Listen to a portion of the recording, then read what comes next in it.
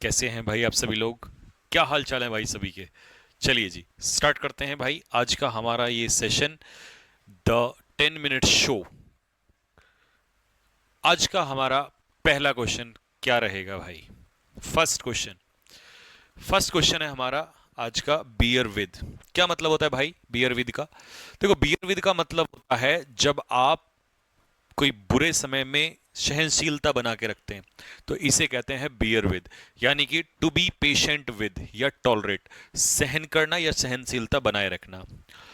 For example, please bear with me while I fix the issue. जब तक मैं इस समस्या को हल करूं तो आप पेशेंस बनाए रखिएगा। To be patient with someone, और किसी के साथ धैर्य बनाए रखना। दूसरा क्वेश्चन है हमारा, बम्प इनटू। ठीक है, देखिए आपने एक फ्रेजल वर्ब सुना होगा, रन इनटू। ये सेम मीनिंग देता है। रन इनटू का मतलब भी होता है अचानक से किसी से मिलना, ठीक है। और इसका मतलब भी होता है मीट समवन अनएक्सपेक्टेडली, अचानक से किसी से मुलाकात हो जाना।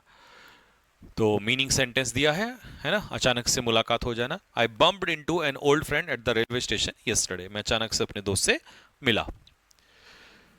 तीसरा question, dates back to. Actual में ये एरर्स में पूछा हुआ है आपसे, और फ्रेज में भी पूछा हुआ। डेट बैक टू का मतलब होता है कि कोई चीज कितने पुराने समय तक, मतलब कहां तक, कहां से चली हुई आ रही है।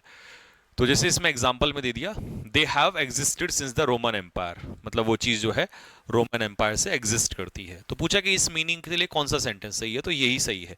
अब इसका अर्थ देख लो कैसे आएगा। किसी विशेष समय से अस्तित्व में होना, मतलब कोई चीज जब लंबे समय से या पुराने समय से या किसी पर्टिकुलर टाइम से अस्तित्व में होती है, तो हम कहते हैं डेट्स बैक टू, उस समय तक। This temple dates back to the 12th century. तो डेट्स बैक टू 12th का मतलब है 12वीं सेंचुरी से अब तक है ये, ठीक है।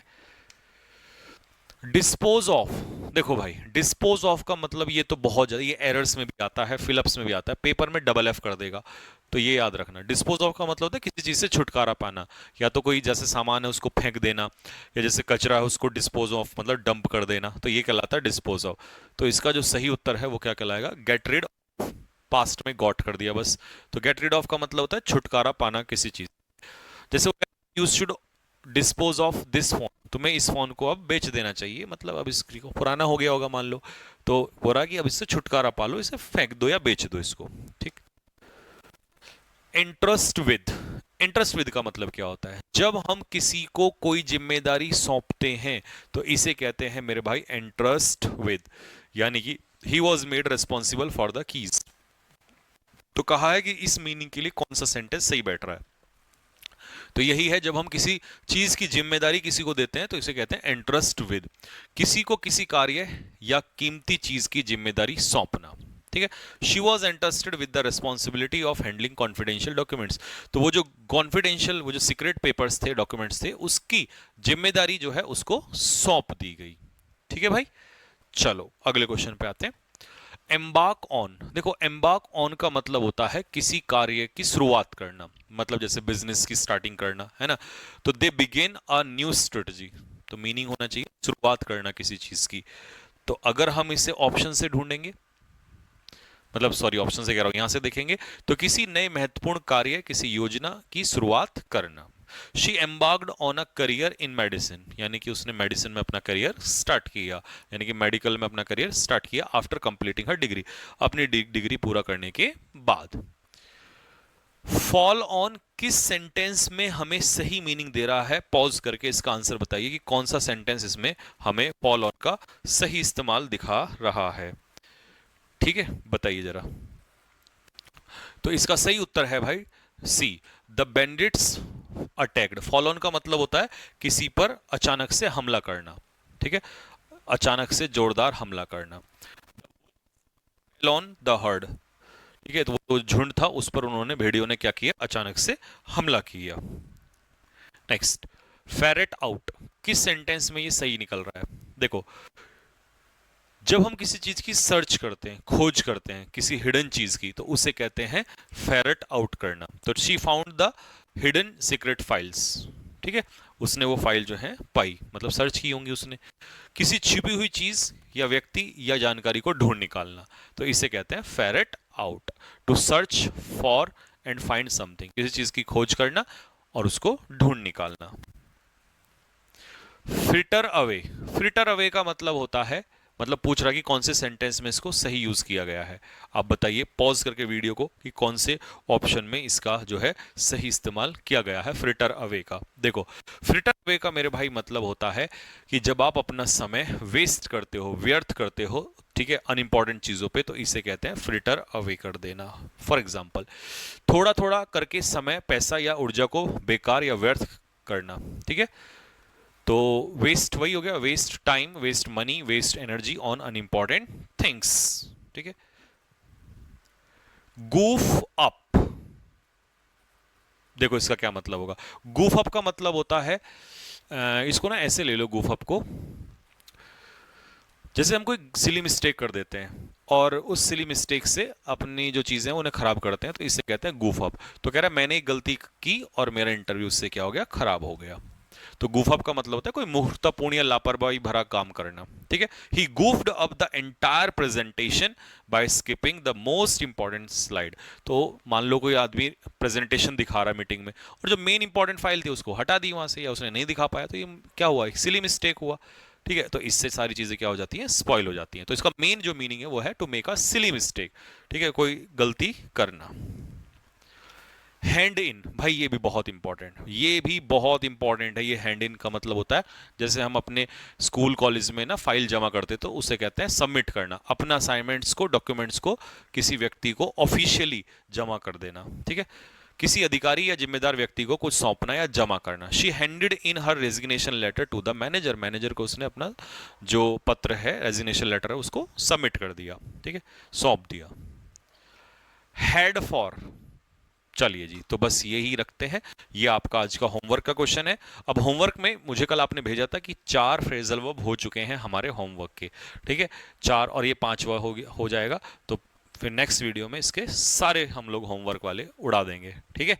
तो आप मुझे इसका आंसर बताइए कि इसका सही उत्तर क्या होने वाला है, ठीक है जी। और आपने मॉक टेस्ट को लेकर वीडियो में कमेंट किया ही था, जैसे मैंने आपसे पूछा था कि भैया 18 को करें या 20 को करें। ये हमारा जो है अब फाइनल हो चुका है दोस्त। आज हमारी कितनी तारीख हो रही है, आज हमारी 15 तारीख में आपके पास वीडियो आ जाएगी जब आप इसको देख रहे होंगे।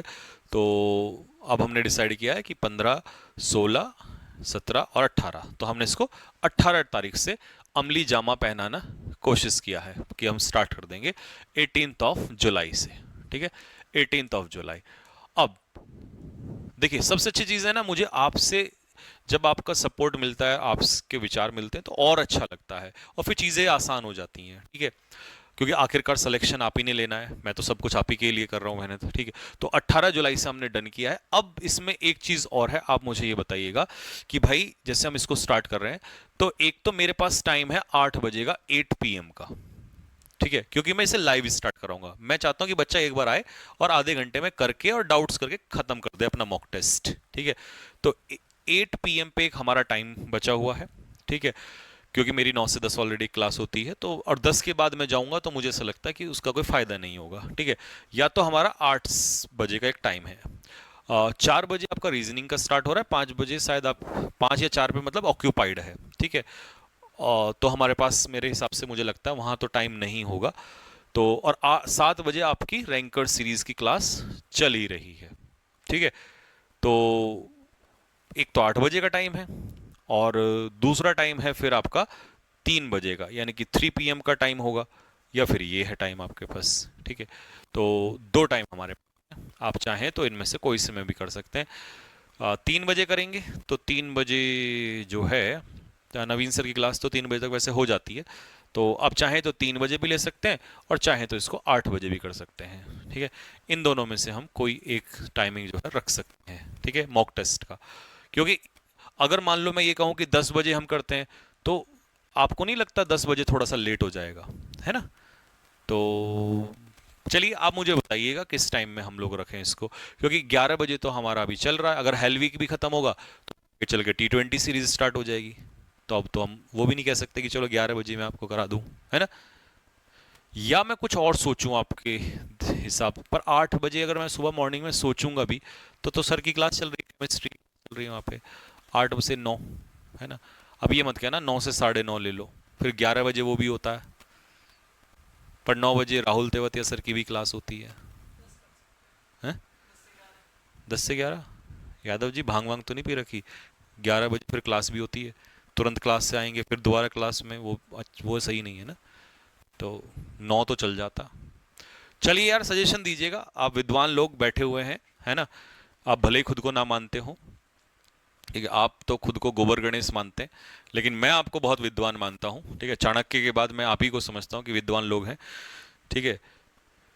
तो चलिए जी, आप मुझे बताइए भाई कमेंट बॉक्स में, जरा फटाफट बताइएगा, क्योंकि मुझे जल्दी फटाफट इसके ऊपर डिसीजन लेना है, और फिर आज मैं इसके ऊपर जो है एक लाइव सेशन लेकर आऊंगा कि मॉक टेस्ट कैसे होगा, किस हिसाब से होगा, किस लेवल का रहेगा, क्या क्या चीज़ें रहेंगी।